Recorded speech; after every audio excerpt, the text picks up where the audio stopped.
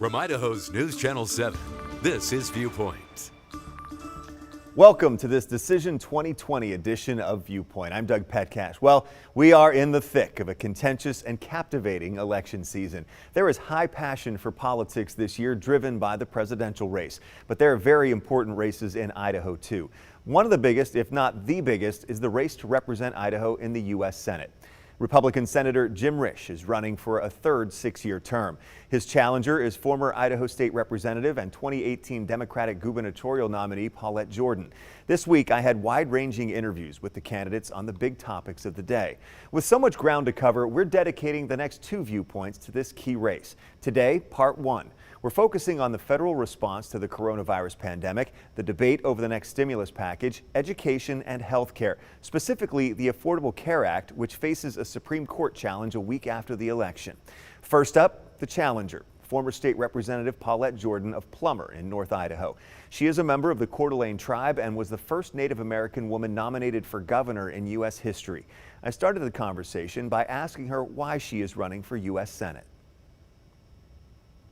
Why are you running for Senate?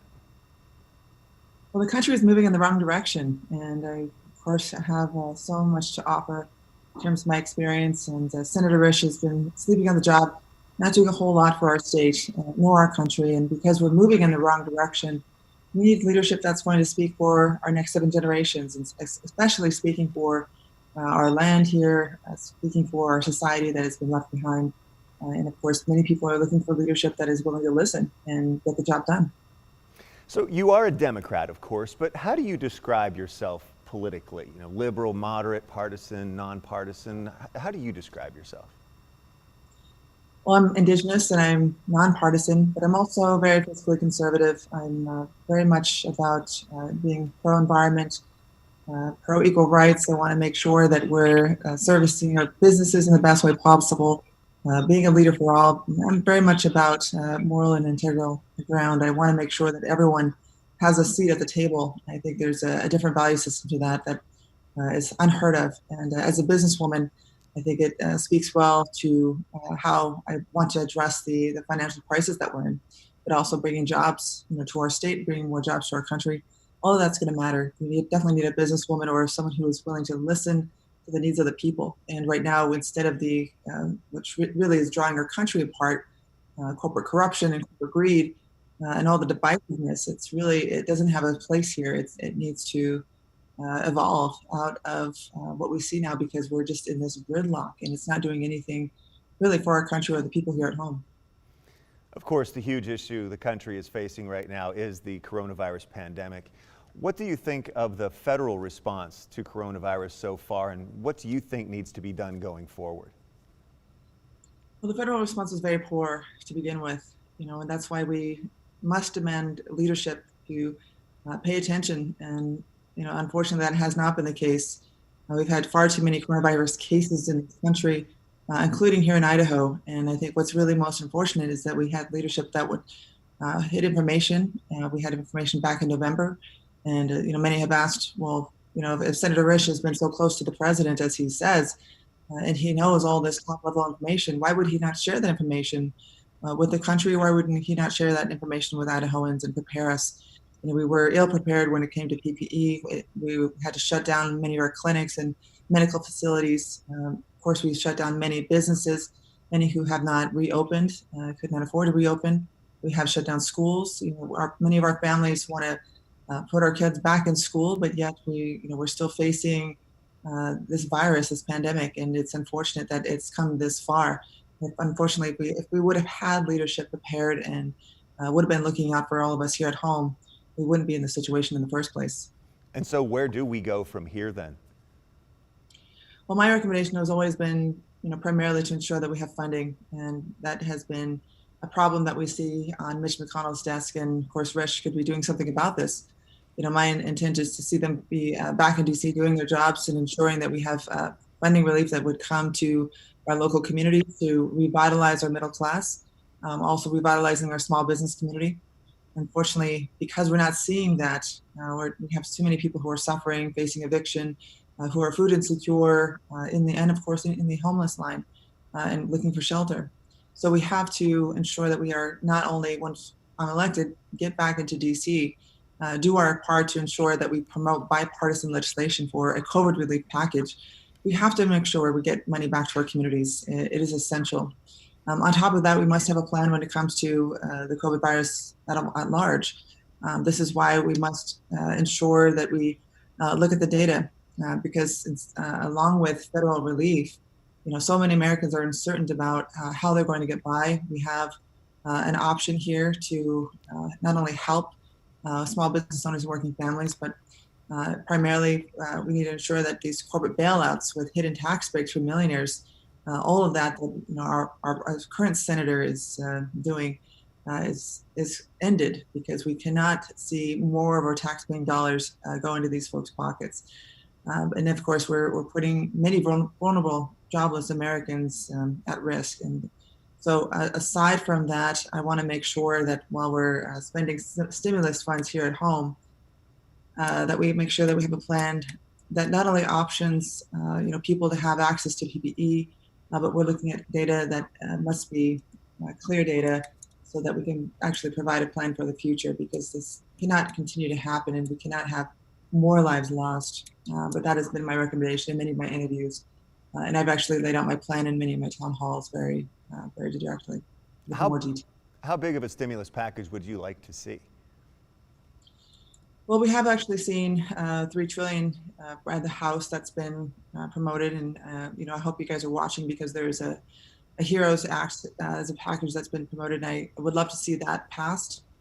And unfortunately, this has been promoted as a partisan issue, which is unfortunate. We have to get away from the partisanship that we see now, and it really hits to the heart of how it impacts us here at home. But there's a $1.7 trillion package that I think would really have helped. And it's still sitting on McConnell's desk. And again, to answer your question, this is unfortunate, because this should not be the case, especially every town hall that I have, speaking to thousands of Idahoans across the state, and every single one that comes out and says, I'm a small business owner and I have had to close up shop, and I have not received any COVID funding or any kind of relief since this pandemic has hit. And again, these are stories that are here from Idahoans talking about not just healthcare, but their businesses, talking about their fears, and of course their issues that you're dealing with the education system here. And many parents like myself who want to send their kids back to school, we would love to send our kids back to school as long as our teachers are prepared and our schools are prepared. And unfortunately, that is just not the case. Speaking of education then, of course, it's local school districts, local school board controls, mostly state funding. Especially during the pandemic, what do you think the federal focus should be on public education? Well, that is why, I've often said in many of my interviews that I'm focused on being a voice in appropriations. We definitely need a leader when it comes down to bringing those resources home and ensuring that money goes right into our school system. We definitely have a governor who has not been paying attention when it comes down to the fact that we need to fund our education system. Instead of cutting $99 million or cutting our higher education funds, we need to inject money back into the school system instead of taking away from it.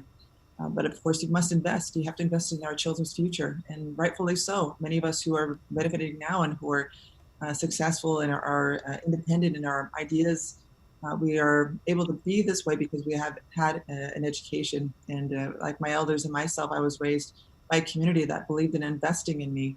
And we should pay that forward. We should ensure that children have the same opportunities, and that we not take those opportunities and that access to prosperity away from them.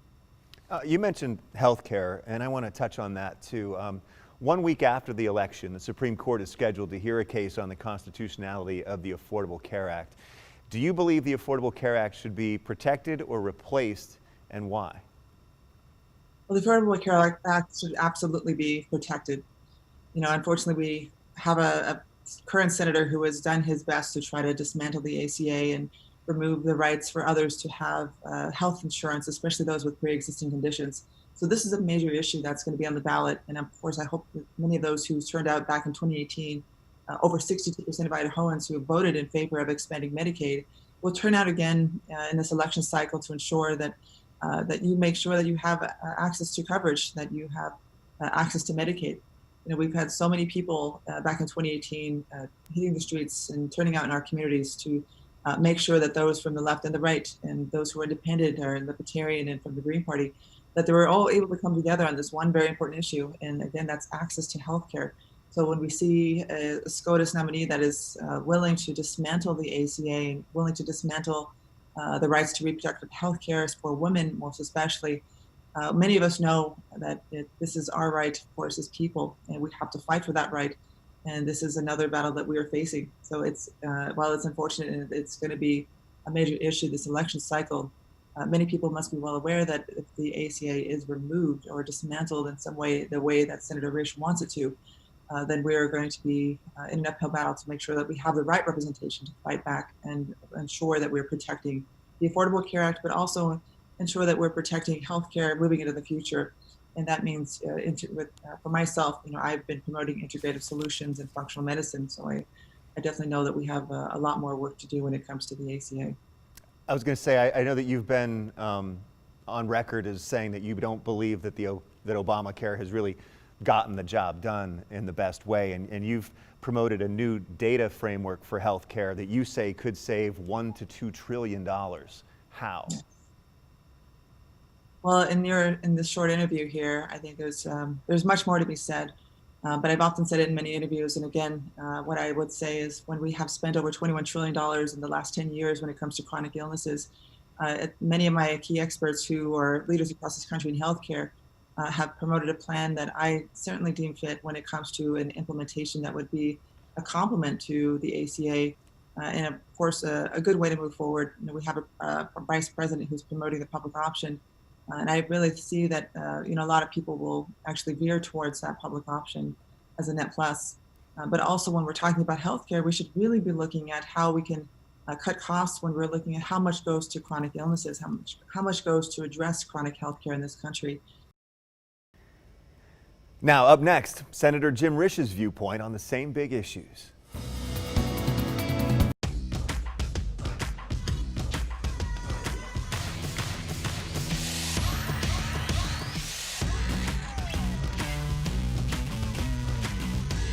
Real steel. Find yours and find what fuels you.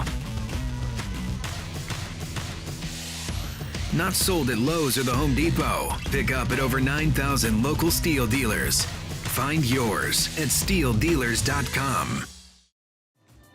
The Workforce Training Center is a division of the college that provides accelerated training that usually leads to an industry-recognized credential. An apprentice is on the job learning what the employer needs, but is also in class learning the skills that they will need. The apprentice is, earning a better income and they're happy in their profession. Discover the benefits of an apprenticeship program for your business at apprenticeshipidaho.gov. It's Ford Truck Month, and if this is your kind of day, and this is your kind of truck, then this is your month. Ford Truck Month. Now, get great deals on Ford F-Series, America's best-selling trucks for 43 years. Now during Truck Month, get a built Ford Tough F-150 with over $12,000 in total savings, only at your local Ford stores. When someone you love hears the words, "You have cancer," it's one of the darkest moments of their life. The Leukemia Lymphoma Society's Light the Night delivers hope in a time of despair, supporting cancer patients and their families. This year's Light the Night is happening virtually, October 22nd at 7 p.m. Join Team 7 and Light the Night to support life-saving cancer research, because patients need our support and light now more than ever. Visit the community page at KTVB.com to register today. And welcome back to this Decision 2020 edition of Viewpoint, focusing on Idaho's race for U.S. Senate.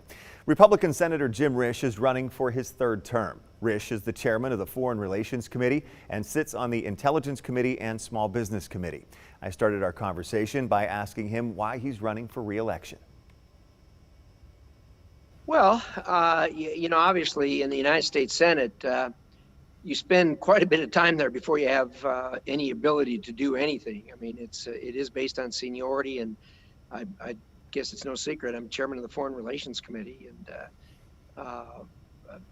I really felt that I can serve the people of Idaho not only through foreign relations, but I'm also third on energy and natural resources, second on the intelligence committee, and those are important issues that face Idahoans. I'm number 2 on the small business committee, so it takes a while to get there, and I enjoy what I'm doing. I've had Vicki and I've had great support from Idaho people over the years, and obviously people said, you should run again, or I wouldn't.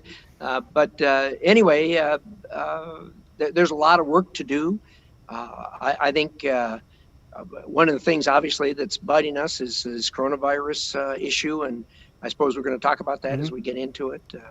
There's a number of other issues that are out there that need work, and I'm experienced, and I'll deliver a conservative, Republican solution to these kind of problems. And as I go around the state, and as the polling shows, Idahoans are primarily conservative, primarily Republican, and so I'm really just feel good about representing the state from that political standpoint. Let's talk about the big issue of the day, that being, of course, the coronavirus. What do you think of the federal response to coronavirus so far, and what do you think needs to be done going forward? Right. I think the last part of that question is the most important, and that is what needs to be done going forward. But you can't talk about the federal response without talking about individuals' response, the state and locals' response, and the federal response. I mean, there's obviously everyone has a part to play here. Everyone, I think, stepped up and did what the best they could do. We are a free society. Other countries that a very autocratic government could give an order and people had to follow it. Say, go to your home, lock the door, and don't come out. And if they did, they'd arrest people. They obviously could control it better. But it's not what we want. We're a free people. We're the freest people on the planet, and we know, Vicki and I know people that were in their mid-80s that when they found out about this, locked themselves in their home, and they have not gone out of their home. They've had all their food and medicines delivered. They will not get the coronavirus, and they took responsibility for themselves, and that's where they are. On the other hand, we also know college kids that have a very different response, as college kids are wont to do.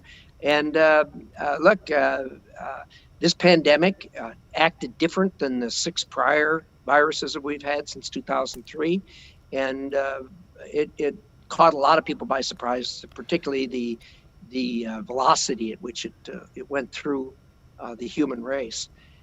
And I think the most important thing is, what can we do next time? I think that was the important part of your question. Well, what do we do now? Just with this pandemic going forward.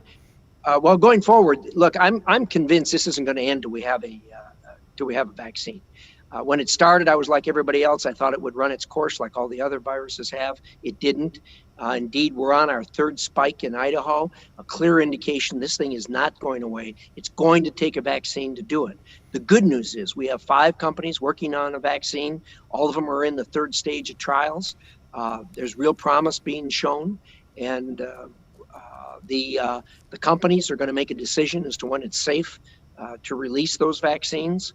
And obviously that's got to also clear the FDA. So when it comes out, I suspect people are going to get in line. And when I was a child, polio was a huge problem in America, and the exact same thing happened.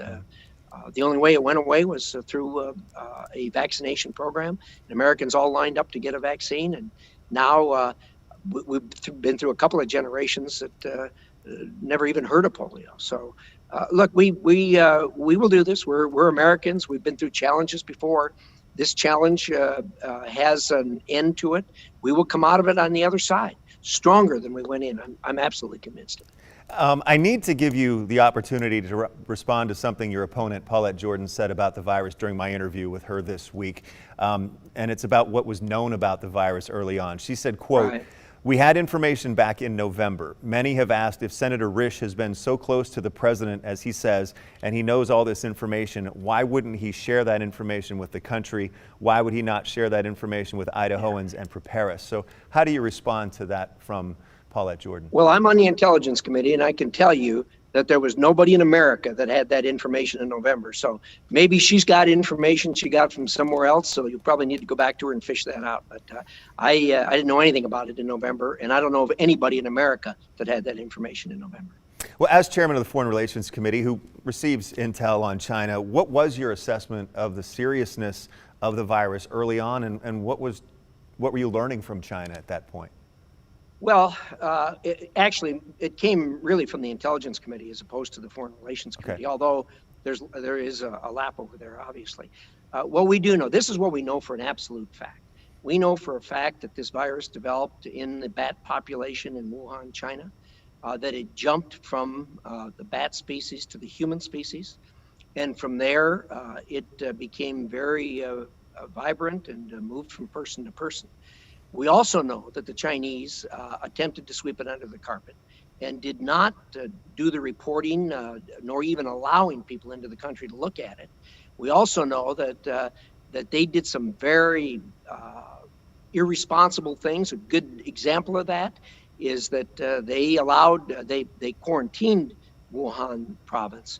They allowed people to travel from Wuhan province, get on an airplane and fly from there, but not to anywhere in China, but to other places in the world. Of course, as soon as the president found out about that, he stopped the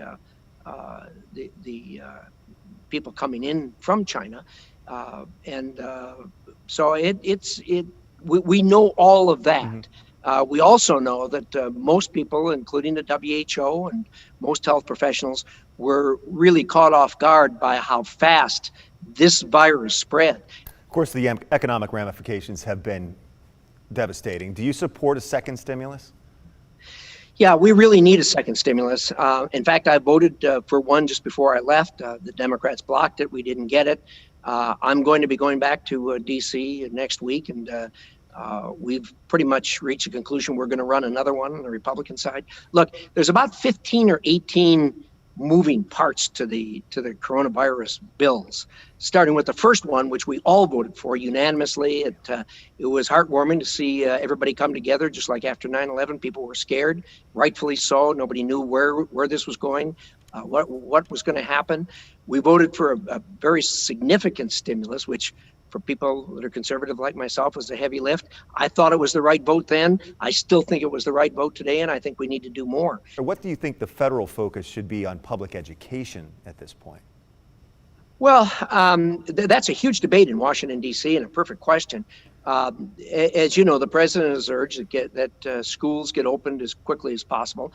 I think probably every American agrees that we ought to get schools open as soon as possible. But the question is, what is the safety of that? And you can't sit on the banks of Potomac in Washington, D.C. and say, look, this is going to be the rule. Every single school district in America is different.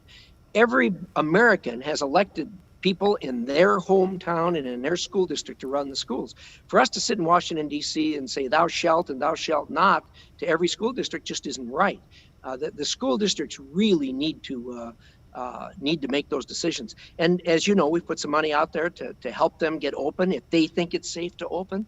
I think the next pandemic bill, the next COVID bill will have more in it to assist schools in that regard. But gosh, I wouldn't say a district can open and cannot open. 1 week after the election, the Supreme Court is scheduled to hear a case on the constitutionality of the Affordable Care Act.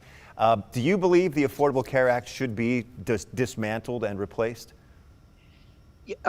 Short answer is yes. I voted against it to begin with. I voted against it a number of times as we've tried to get rid of it and change it. But what's lost on everything is the political argument that's going back and forth is our adversaries on the other side are saying the Republicans want to repeal this. Well, we do, but they forget the second part of that question. If the Supreme Court says it's unconstitutional, that's not the end of it. It's just the beginning of it. This thing was put in place originally, unlike Social Security, Medicare, Medicaid, all the big social programs. It was put in place by one political party, the Democrats. We have a different way of wanting to do this. This needs to be a discussion. It needs to be a give and take. It needs to be a compromise.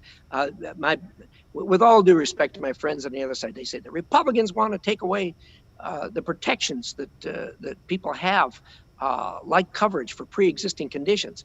Nothing could be further from the truth. I don't know of one Republican that wants to take that away. Protection for pre-existing conditions is part of the American fabric.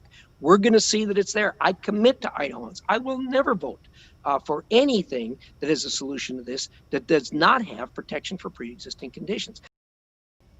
And I'll be back to wrap things up and tell you about next week's Decision 2020 Viewpoint in 2 minutes. That's half the fun of a new house, seeing what people left behind in the attic. Well, saving on homeowners insurance with Geico's help was pretty fun, too. Oh, it's a tiny dancer. Well, they left a ton of stuff up here.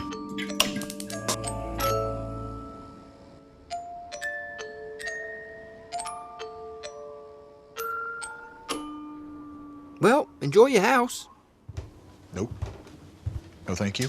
Geico could help you save on homeowners and renters insurance. How you sleep sets your entire life in motion. So live your best life by getting your best sleep on a Doctor's Choice mattress. The perfect combination of support and comfort. In fact, I've been recommending it to my patients for over 20 years. Visit us in-store or online and discover all the benefits of Doctor's Choice, only at Denver Mattress.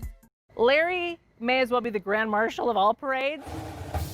One of the amazing things about Larry, he's the one who's always running up and down the parade course. I've been run over a few times. He probably runs, I don't know, 5 miles every parade we cover. One time his foot got run over, no joke. Larry's perfect for the parade route because he's tall enough to even talk to people who are up on a float or even on a horse. I've interviewed beauty queens on top of tanks.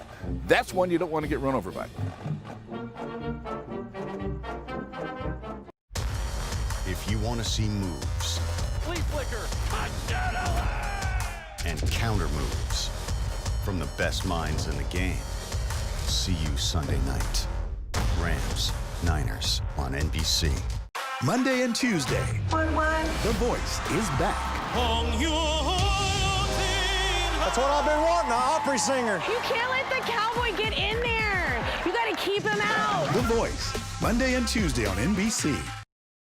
Coming up next week on Viewpoint, part 2 of our focus on Idaho's race for U.S. Senate between incumbent Republican Jim Risch and Democratic challenger Paulette Jordan. The topics will include racial injustice and policing, foreign relations, and climate change. That's all of our time for this week's Viewpoint. Thank you so much for watching. I'm Doug Petcash. I'll see you tomorrow on Today's Morning News and then right back here next Sunday morning for another Viewpoint.